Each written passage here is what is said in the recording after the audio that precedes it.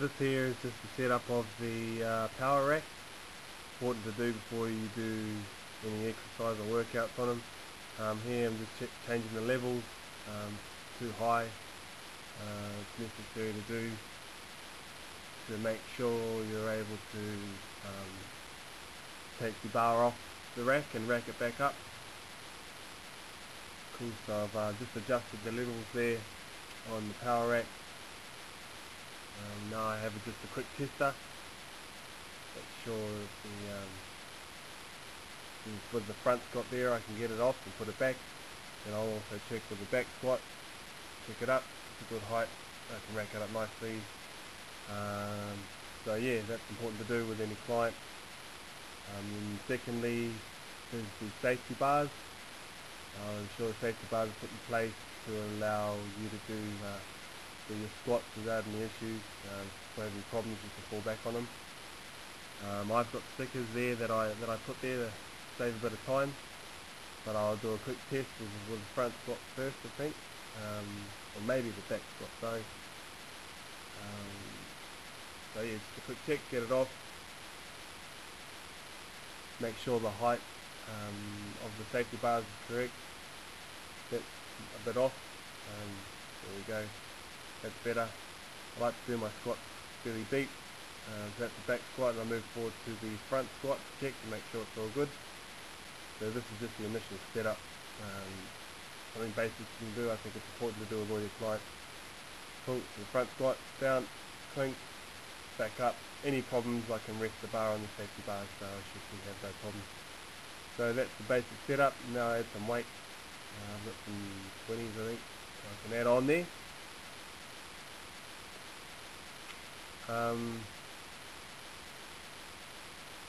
Yeah, so that's the setup.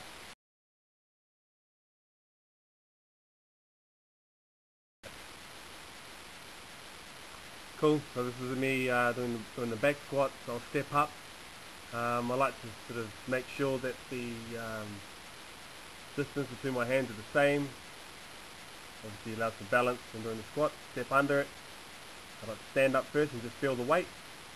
Cool, and then I'll step away from the rack, and then I'll perform my back squat. So I like to make sure I go down fairly deep just before touching that and push. Try to keep the back fairly straight, and as you can see I'm trying to keep the bar going straight down and straight up. I'll just perform 5 here. That's basically the squat. I step back up, rack it, put it down, step away. So now we have the front squat. Very similar to the back squat. Everything in terms of the power rack is the same. However, obviously resting it on my shoulders there. It's also very important to keep the elbows up, almost the point where the bar's choking itself. So I'm able to go down, concentrating on keeping those elbows up, because if I do that, it's a sign of me keeping my back straight. Cool. So it's always important to try and push from obviously under the hammies and be able to push straight up. I think I bit of a correction there, but I was able to straighten out the back and still push back up. We're about to perform the deadlift. A couple of important notes is to stand under the bar where the bar is almost touching your shins. To bend down, keeping that back as straight as possible, and almost getting close to a 90 on the legs as much as you can. Putting for the tension with the bar and standing straight up. Sliding the bar up your shins and up your legs, and back down, doing the same thing. Same process again, pushing with your hands. Good workout for the hammies, the glutes. Scapula positioned over top of the barbell. Now I will perform the power clean. Power clean similar setup to the deadlift, where you stand under the bar, try and keep the bar close to the body. Again, this is when you want to feel the hamstrings firing, so you make sure you get the tension from those, back straight, feel the tension in your arms and pull. Quick pull up, or like an upright row, get those elbows straight, again back down, similar position, then the quick explosive movement up top there, It's important. It's almost in different movements. If you slow it right down, you can see the upright row first, then up under, elbows pointing straight up. Good back exercise, good shoulder exercise, good all full body exercise with power clean.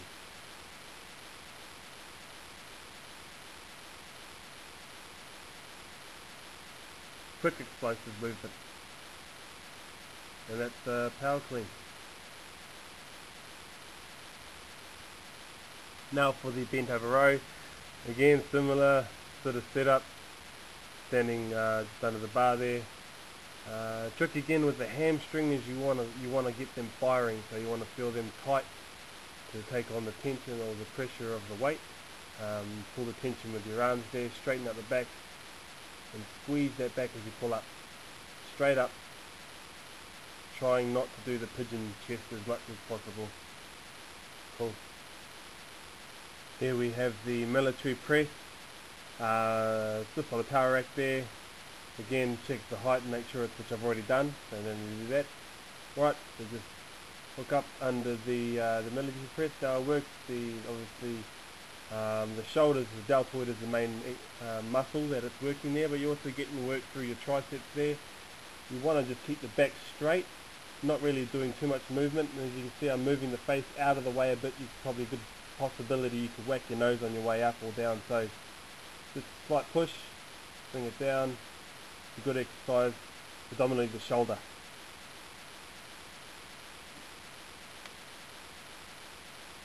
Here's a power jerk, same setup as the military press on the power rack there. To get up under it, step back, clear the power rack there. The difference is you're exploding up and bringing it down, whereas before you're just pushing, you're actually using your whole body there. It's a really explosive movement with the arms. Standing up, so it's a full body workout. You've got the shoulders there getting the workout, also your core, and through your legs, your glutes, your hammies.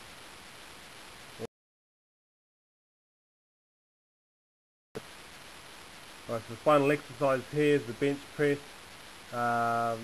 Obviously you always need a towel, avoid the sweat, leaving sweat marks everywhere. Points of contact, your feet, your bum, your back, your head. You want to check to make sure that your eye is in level with the bar. Then you make sure the distance between your hands is the same. And most importantly, you want to make sure you're able to get the barbell off the rack and clear it safely and put it back on. Everything looks well. So then you perform your bench press.